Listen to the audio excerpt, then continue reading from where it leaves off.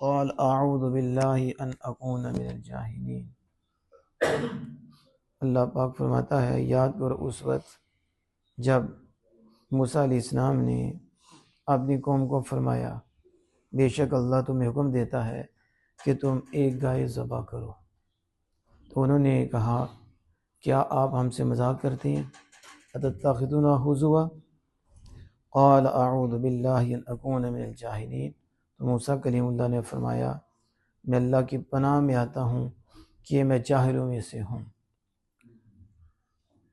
یہودیوں کو وہ یاد دلایا جا رہا ہے کہ بنی اسرائیل میں ایک شخص تھا جس کا نام تھا عامر۔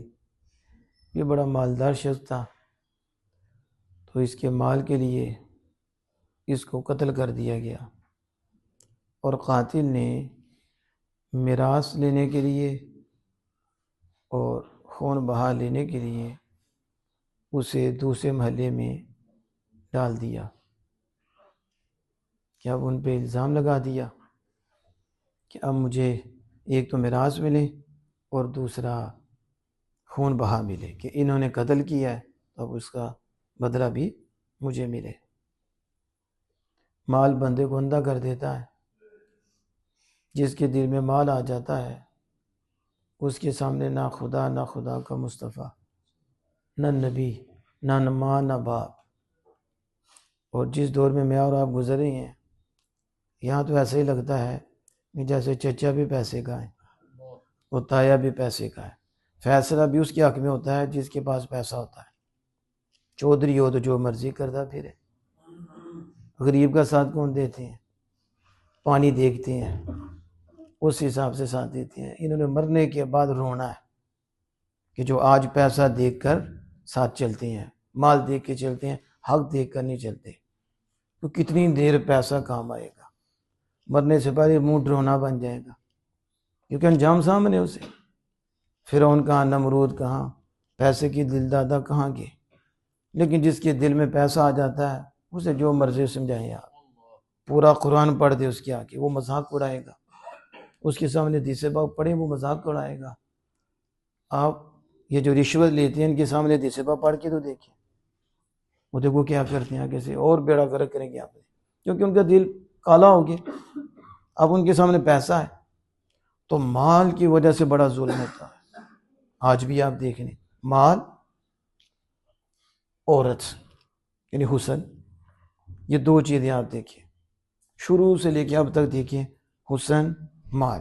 اللہ پاک فرماتا ہے انما اموالکم و اولادکم فتنہ، بے شک تمہارا مال اور تمہاری اولاد فتنہ ہے۔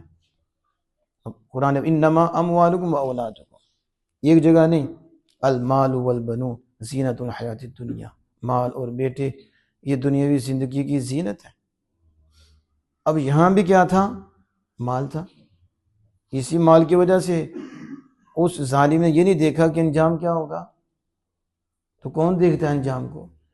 انجام کو تو وہی دیکھتا ہے جس کے دل میں اللہ کا خوف ہوتا ہے، جس کے دل میں آخرت کی فکر ہوتی ہے کہ میں نے مرنا ہے، مرنے کے بعد جواب دینا ہے، اس کے اوپر سزا ہے۔ تو جس کا آخرت پہ یقین کم ہو یا غافل ہو تو اسے کیا؟ تو بس وہ مال ہی کی وجہ سے اس نے اس کو قتل کر دیا۔ داتا صاحب رحمۃ اللہ علیہ کا شب المجوب میں لکھتے ہیں بہت بڑے بزرگ تھے، تو انہوں نے ایک پیالہ پتھر کے نیچے رکھا تو دودھ کی نہر اور شہد کی نہر جاری ہو گئی۔ دیکھنے والے حیران ہوئے تو انہوں نے کہا تم کیوں حیران ہو رہے ہو؟ موسیٰ کلیم اللہ کی نافرمان قوم تھی تو 12 چشمے ان کے لیے جاری ہو گئے، تو میرے آقا موسیٰ علیہ السلام سے افضل ہیں، اور میں نافرمان نہیں ہوں، میں غلام مصطفیٰ ہوں۔ تو نافرمانوں کے لیے افضل نبی نہیں ہے، تو ان کی نافرمان قوم کے لیے 12 چشمے جاری ہو سکتے ہیں، تو میرے آقا تو افضل ہیں، میں نافرمان نہیں، میں ان کا غلام ہوں، فرما بردار ہوں، تو میرے لیے 2 چشمے جاری ہو گئے، تو کون سے حیران ہونے کی بات ہے؟ تو پھر ان سے عرض کی کہ مجھے کوئی نصیحت کریں، تو آپ نے نصیحت کیا کی؟ لا تجعل قلبک صندوق الحرص وبطنک وعاء الحرام۔ 2 جملے ارشاد فرمائے، فرمایا کہ اپنا پیٹ لالچ کا صندوق نہ بنانا، لا تجعل قلبک صندوق اپنا دل لالچ کا صندوق نہ بنانا، تیرے دل میں دنیا کا لالچ نہ آئے، وبطنک وعاء الحرامی، اور تیرا پیٹ حرام کا برتن نہ بنے۔ بس آپ فرماتے ہیں ان دو چیزوں کو جس نے اختیار کیا وہ ہلاک ہوا، وہ تباہ ہوا، برباد ہوا۔ جو ان دونوں چیزوں سے بچ گیا وہ کامیاب ہو گیا۔ یعنی مخلوق کی کامیابی ان دو چیزوں کے ترک کرنے میں ہے، نہ دل میں دنیا کا لالچ آئے، نہ پیٹ میں حرام جائے، تو پھر نتیجہ کیا ہوگا؟ خدا کی اطاعت، خدا کی فرما برداری ہوگی۔ تو یہ حرص اللہ پاک اسے محفوظ رکھیے۔ تو اس لالچ کی وجہ سے اس نے قتل کیا، پھر دیکھو نا جرم بالائے جرم ہے کہ ایک قتل کیا اور دوسرے محلے میں ڈال دیا کہ ان پہ الزام بھی لگا دیا، وہ بھی کس لیے؟ اور مال ملے۔ تو اب حقیقت حال حاصل کرنے کے لیے موسیٰ کلیم اللہ علیہ السلام سے انہوں نے عرض کی کہ آپ اپنے رب سے دعا کیجئے۔ جب فرمایا کہ بس تم ایک گائے ذبح کر دو، تو وہ اس پر رکے نہیں ہیں، تو انہوں نے پھر آپ سے عرض کی کہ اپنے رب سے پوچھئے کہ وہ گائے کیسی ہے۔ نبی مکرم فخر دو عالم صلی اللہ علیہ وسلم فرماتے ہیں کہ اگر وہ انشاءاللہ نہ کہتے تو پھر سوال ہی کرتے رہتے، لیکن وہ اپنا مقصود نہ پاتے، لیکن انہوں نے انشاءاللہ کہہ دیا، جس کی وجہ سے پھر انہیں اللہ پاک نے پتہ دے دیا۔ کیونکہ پہلے جب فرمایا کہ گائے ذبح کر دو تو پھر آگے سوال کرنا ہی نہیں چاہیے تھا، اسی وقت گائے ذبح کر دیتے کوئی بھی پکڑ کر، ان کا مقصود حاصل ہو جانا تھا۔ انہوں نے پابندی کا دروازہ خود ہی کھول لیا اور سوال شروع کر دیے کہ جب اللہ کو حکم آ جائے، اللہ کے نبی کا حکم آ جائے، پھر آگے سوال نہیں کرتے، بس جو آرڈر ہو اس پہ عمل کر دیتے ہیں۔ لیکن بعض لوگ سوال کر کے اپنے اوپر پابندیاں لگوا لیتے ہیں، تو بنی اسرائیل نے بھی سوال شروع کر دیے۔ پھر ہمارے وہ گائے نہ بوڑھی ہے نہ جوان ہے، بلکہ درمیان میں ہے، درمیانی ہے۔ تو جب یہ بتایا، اس کے بعد پھر انہیں کہا کہ ہمیں بتائے گائے کیسی ہے، اس کی رنگت کیسی ہے۔ پھر بتایا وہ پیلے رنگ کی ہے، گہرا رنگ رکھتی ہے، دیکھنے والوں کو خوش کرتی ہے۔ پھر انہوں نے کہا کہ اپنے رب سے پوچھئے۔ تو اللہ محبوب کریم صلی اللہ علیہ وسلم فرماتے ہیں کہ مالک نے کہ وہ نہ تو ہل چلاتی نہ کھیتی کو پانی دیتی ہے، مسلمۃ اللہ شیۃ فیہا، وہ بے عیب ہے، اس میں عیب نہیں۔ انہوں نے کہا اب آپ ٹھیک بات لائے ہو، وَإِنَّا إِن شَاءَ اللَّهُ مُهْتَدُونَ، بے شک اگر اللہ چاہتا تو ضرور وہ راہ پا جاتے۔ تو پھر انشاءاللہ کہنے سے وہ راہ پا گئے، انہیں حقیقت معلوم ہوئی اس گائے کی۔ یہ جو گائے تھی یہ بنی اسرائیل کا ایک نیک شخص تھا، متقی پرہیزگار تھا، تو اس نے اس گائے پر مہر لگائی، وہ مہر لگا کر اللہ کے سپرد اسے کر دیا اور جنگل میں چھوڑ دیا، اور کہا مالک بچہ چھوٹا تھا، یہ میرا بیٹا جو چھوٹا ہے، اور گائے کا بچہ بھی وہ بھی چھوٹا تھا، تو فرمایا کہ میں تیرے لیے تیرے حوالے کرتا ہوں اس بچے کے لیے کہ مالک یہ تیری طرف امانت ہے، جب یہ بڑا ہوگا تو پھر اس کے کام آ جائے گی۔ تو بس وہ جنگل میں اللہ کے اس نے حوالے کر دی اور وہ شخص فوت ہو گیا۔ اب یہ بچہ بڑا ہوا تو متقی پرہیزگار تھا اور والدہ کا فرما بردار تھا، تو اس کی والدہ نے کہا کہ بیٹا اے میرے نور نظر، تیرے باپ نے جنگل میں تیرے لیے گائے اللہ کے حوالے کی تھی، تو تم اللہ سے وہ گائے مانگو، اور اس کی علامتیں بھی بتا دی۔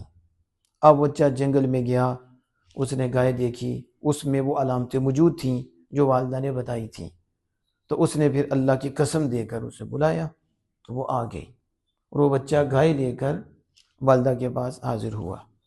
تو اس کی والدہ نے کہا جاؤ بازار میں اور اس کو 3 دینار کے بدلے بیچ دینا، مگر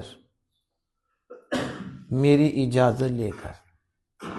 بچہ چلا گیا تو ایک فرشتہ آدمی کی صورت میں خریدار بن کر آیا تو اس نے کہا کہ مجھے 6 دینار میں دے دو اور میں 6 دینار میں خریدتا ہوں، مگر اس شرط پر کہ تم والدہ سے اجازت نہیں لو گے۔ اس نے کہا نہیں۔ واپس آ گیا اور والدہ کا آ کر بتایا کہ اس طرح 6 دینار مل رہے تھے، لیکن شرط یہ تھی کہ والدہ سے اجازت نہ لیں۔ تو کہا جاؤ 6 دینار کی فروخت کر دو، لیکن شرط یہ ہے کہ مجھ سے اجازت لے لینا۔ پھر وہ چلا گیا، وہی آدمی کی صورت میں فرشتہ، اس نے کہا 12 دینار میں خریدتا ہوں تم سے، لیکن والدہ سے اجازت نہیں لینی۔ اس نے کہا نہیں۔ پھر وہ واپس آیا تو والدہ صاحب فراست تھی، سمجھدار تھی، وہ سمجھ گئی یہ کوئی آدمی نہیں ہے، یہ فرشتہ ہے۔ تو اس نے بیٹے سے کہا اب جب وہ ملے تم کہنا تم مجھے بتاؤ میں اس کو ابھی بیچوں یا نہیں، اس سے مشورہ کر لینا۔ وہ جب بیٹا گیا تو وہ فرشتہ جب آدمی کی صورت میں آیا تو اس نے کہا میری والدہ یہ کہتی تھی۔ اس نے کہا اس کو بھی روکے رکھو، بنی اسرائیل آئیں گے تو اس کی قیمت یہ مقرر کرنا کہ اس کی کھال میں سونا بھر دیں، پھر یہ بیچنی ہے۔ اب جا کر اس نے والدہ کو بتایا۔ پھر ایک وقت آیا کہ بنی اسرائیل آئے، موسیٰ علیہ السلام کی ضمانت پر انہوں نے یہ گائے لی تو اس کی کھال میں سونا بھرا، تو پھر اس کی قیمت سونا لگی۔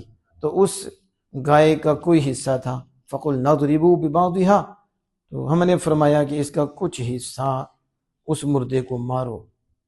جب اسے مارا كَذَلِكَ يُحْيِي اللَّهُ الْمَوْتَىٰ وَيُرِيكُمْ آيَاتِهِ لَعَلَّكُمْ تَعْقِلُونَ، جب اسے مارا تو وہ زندہ ہو گیا، اور زندہ ہو کر بتایا یہی ظالم ہے جو کہہ رہا تھا اسی نے مجھے قتل کیا، اور اس نے اس کا اقرار کر لیا۔ پھر موسیٰ علیہ السلام نے قصاص لیا، نہ پیسہ رہا نہ خود رہا، لیکن اللہ عز و جل نے اس واقعہ سے دوبارہ اٹھائے جانے پر بندے کے لیے دلیل قائم کی ہے کہ جیسے اس گوشت کے لوتھڑے سے یا اس حصے سے ہم نے مردہ زندہ کیا ہے، ایسے ہی جب تم مر جاؤ گے اور قیامت کے دن ہم دوبارہ تمہیں زندہ اٹھائیں گے۔ کیونکہ وہ انکار کرتے تھے تو پھر اللہ پاک نے یہ دلیل اس پہ قائم کی۔ اللہ جل وعلا سے دعا ہے کہ اپنے محبوب کریم صلی اللہ علیہ وسلم کے صدقے سے عمل کی توفیق عطا فرمائے۔